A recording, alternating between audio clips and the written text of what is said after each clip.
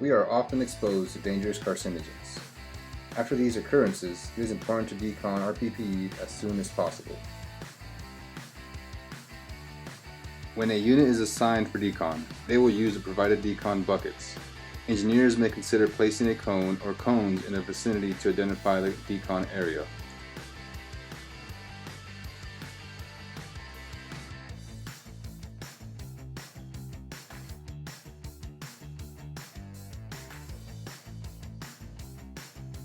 The engineer will place all of the items in a decon bucket on the back of the bumper where they can be readily accessed. The level of PPE worn by the engineer will depend on conditions. For dirtier fires, the engineer may also need to don full PPE and SCBA. For the garden hose, there are two options. You can either use a garden hose attachment or you can use a 2.5 to 1 inch reducer adapter. Different apparatuses will require different pressures for the garden hose.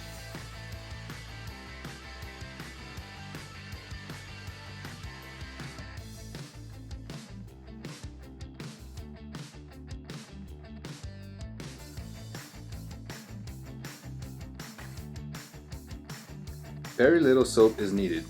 Use approximately the amount that it takes to fill the cap from a soda bottle, then fill the bucket about halfway.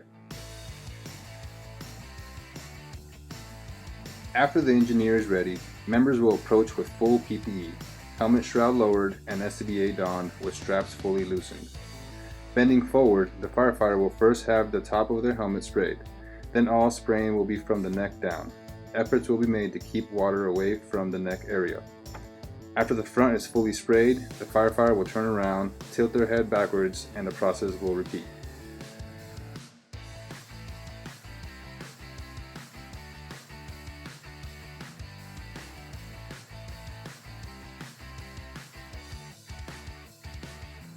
From the top down, the engineer will use a soap solution to scrub the firefighter's front and back, including the SCBA.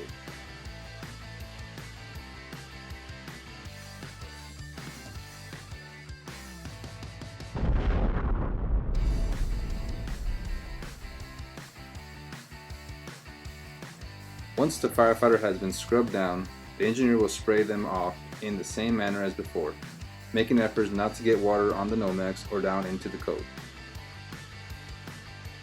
After the firefighter has been deconned, they will move to a clean area to doff their PPE. Beginning with the SCBA, the firefighter will move their pack while staying connected to the air, leaving their gloves on. The helmet will then be removed. Prior to removing the Nomex, ensure that the face mask straps are loosened. This can easily be done from the outside of your Nomex hood. When removing your Nomex, first pull the material from the front of your coat and then move to the rear. After the Nomex has been loosened from the inside of your coat, pull the material inside out over your face piece. Remove the face piece by first pulling away, then up.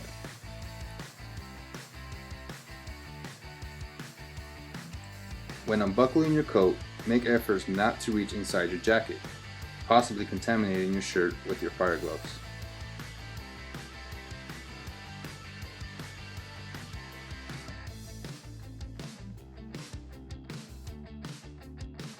Once your coat and pants are unbuckled, carefully remove your fire gloves, setting them off to the side. Then you will remove your coat and place it next to your gloves. Once your gloves and coat are off, you can stand by the stool that has been set out. Once your turnout pants have been lowered, you can sit down to complete the removal of your pants. If done correctly, throughout this process, your bare skin will have touched very little to ideally none of your outer shells, gloves, or boots. Now you will don your EMS pants, or at a minimum, tennis shoes. First placing protective gloves on, you can now begin the process of wiping yourself down with the wipe set out by your engineer. It's a good idea to have a few pairs of gloves that are at least one size too big.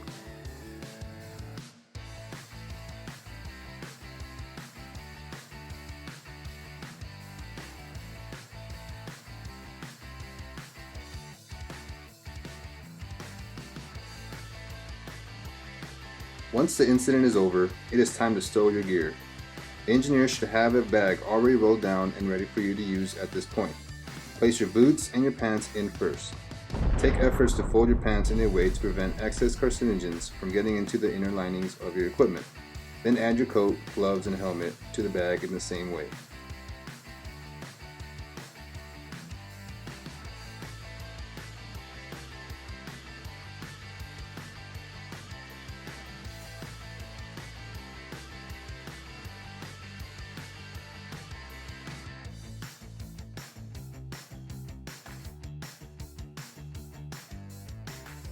After all of your gear is inside the bag, it is time to seal it up. Make sure you remove the air from the bag prior to sealing. Twist the excess bag material, then place a ring of tape towards the bottom of the excess. Then fold over and tape once more, then mark the bag with your name.